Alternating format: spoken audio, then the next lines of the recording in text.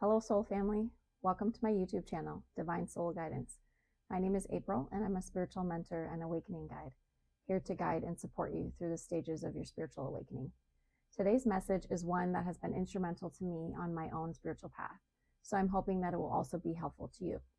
If you find this topic interesting and want to go into more depth, feel free to reach out to me with any questions that you might have. As a recovering people pleaser, I used to be notorious for abandoning my own needs at the expense of others. I'd say yes when I wanted to say no. I'd overly give and overly do for others when the help was neither reciprocated nor appreciated. And I'd get myself into these situations where I was compromising my time, my energy, and my own well-being to appease another. This, I later learned from therapy, stemmed from unmet childhood needs, low self-worth, and a desire to receive other people's approval. Let me share with you today the 3 methods that I learned on my own healing journey that helped me stop abandoning myself and start living in alignment with my truth. Here's how I did it. Number 1, I started to prioritize my own needs and say no more often. Before I would make any major decision, I would force myself to sit with it for a few hours to be sure that I didn't rush myself and I allowed myself the time and space to feel into what I really wanted to do. This meant not giving an immediate answer to people when they made requests of me, and or to really stop and think about if the request somebody was making of me was going to take time away from myself and things that I needed to do to relax or take care of me and my needs. For example, if I had my own affairs that I wanted to put into order, if I wanted to go play or do something fun or spend time with friends, I would really think about the request and if it was going to impinge on my ability to do those things. Anything that wasn't a hell yes turned into a no. I would either say no right away or I would table the request for another time. When you notice yourself feeling obligated to say yes to people, or when you feel guilty for saying no, I want to remind you that this behavior pattern generally stems back to childhood. It is very likely that in some way you were made responsible for your caretaker as a child. Therefore, you learn to put other people's needs before your own. As a child, of course, you didn't have the option to say no. You were given unwanted responsibilities, or you were taught that your own worth was derived from what you did for others rather than from who you were. Consequently, when you feel this guilt or obligation to say yes, keep in mind that this is your inner child still acting out old patterns and or trying to get his or her needs met. This is not you. Your worth does not depend on what you do to help others, how helpful you are, or how much you self-sacrifice to gain other people's approval. Your worth comes from being a beautiful, divine being who deserves to have his or her own needs met and who is truly worthy of love and acceptance.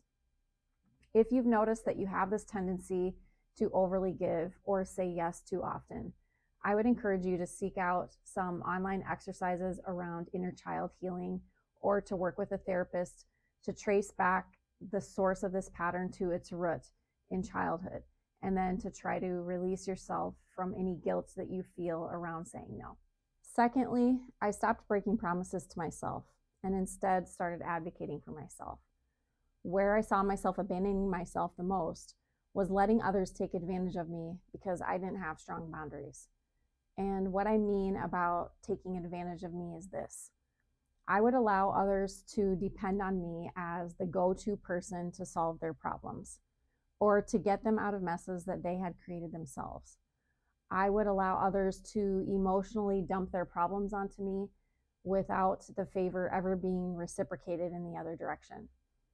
Finally, I would allow others to repeatedly mistreat me because, number 1, I didn't stand up for myself, and number 2, I didn't have the courage or self-worth to put my foot down and stop giving them access to me. I kept telling myself, oh, next time this person mistreats me, I'm going to handle it better.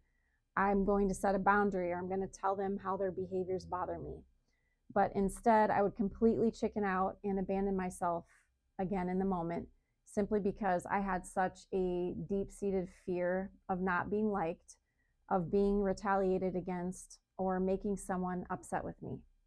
Which again, I realized went back to my childhood, where I experienced negative consequences the few times that I did try to voice my needs or my feelings. I grew up feeling as if my voice and my feelings didn't matter. Therefore, I developed unhealthy ways of relating to others where I allowed them to walk all over me or treat me poorly. I'm not sure if you can relate to this. Chances are, if you've noticed these same patterns, it is somehow linked to your childhood. We can learn these behaviors from our parents or our caregivers, but also from our peer group, our extended family, and other adults in our lives. The one thing I've learned after 4 years of therapy and intensive inner work is that our patterns are never random or inconsequential. They almost always go back to our childhood, and they can be healed. So again, as I said previously, if you notice yourself abandoning yourself in relationships or allowing other people to walk all over you, the biggest thing you can do to break that pattern is to work with a therapist or to do some inner child healing exercises that will go in and reprogram your mind to think and respond in healthier ways. You can also work to increase your self-worth and to learn how to set stricter boundaries, which I will get into next. The last and probably the most important step that I took to stop abandoning myself was to increase my sense of self-worth. This is something that I had to work pretty hard at, and something that took me a few years to master. Those of us who grew up feeling abandoned, rejected, unloved, or unaccepted have developed deeply rooted negative beliefs about ourselves.